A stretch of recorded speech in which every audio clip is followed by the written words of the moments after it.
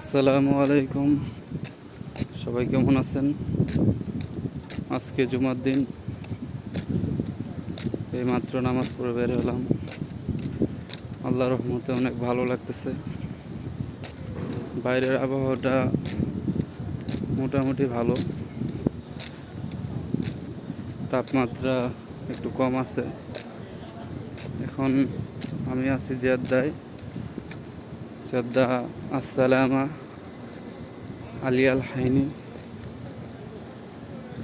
জায়গাটা অনেক সুন্দর, দেখতে পাচ্ছেন আশেপাশে বিল্ডিংগুলো অনেক সুন্দর, দেখতে অনেক ভালো লাগতেছে।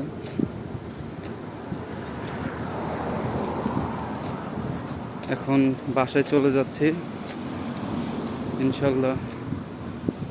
এরপরে আল্লাহ তৌফিক দিলে কাজে আবার রওনা দেব। সবাই আমার জন্য দোয়া করবেন। খোদা হাফেজ।